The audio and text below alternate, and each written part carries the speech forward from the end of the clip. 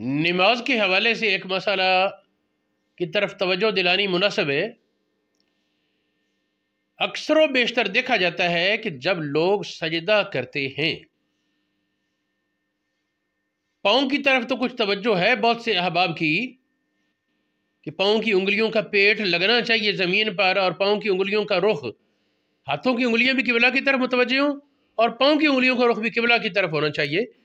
ان پر اتنا دباؤ ڈال کر کہ یہ ان کا رخ قبلہ کی طرف ہو اور پیٹ زمین پر لگے، یہ سنت ہے۔ یہ تو پتہ ہے ہمارے بہت سے طالب علموں کو، بہت سے دوستوں کو۔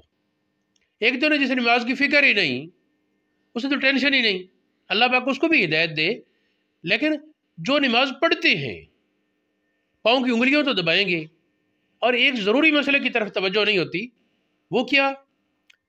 وہ یہ ہے کہ کمر اونچی کر کے سجدہ کرنے کا حکم ہے مرد کو، یعنی پیٹ رانوں سے جدا ہو اور ران پنڈلیوں سے جدا ہو۔ یوں کہا جائے کہ رانوں کی سامنے والی جانب اور زمین کا زاویہ 90 درجے بنے۔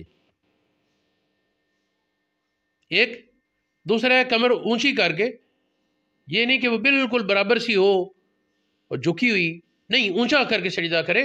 حدیث پاک میں ہے نبی پاک صلی اللہ علیہ وآلہ وسلم جب سجدہ کرتے تو اونچا ہو کر سجدہ کرتے، اور بازو اس طرح پھیلا کر ہاتھ رکھ کے ہاتھوں کے درمیان پیشانی اور بازو پھیلا کر اس طرح سجدہ کرتے، اور اتنا اونچا ہو کر سجدہ کرتے کہ اگر بکری کے بچہ وہ نیچے سے گزرنا چاہے تو آسانی سے گزر جائے۔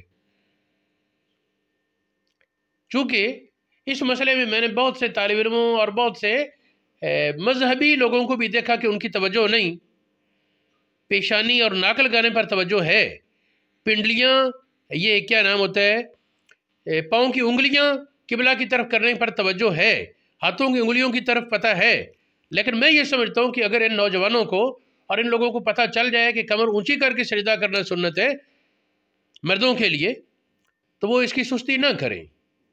اور طبی اعتبار سے یہ بات بھی میں آج کہتا جاؤں کہ جو آدمی اس طریقے سے سجدہ کرتا ہے جس طرح میں بتا رہا ہوں، اس کو کمر کا درد بہت شاذ و نادر ہی ہے، اگر ہو تو، ورنہ نہیں ہوگا۔ کمر کا درد،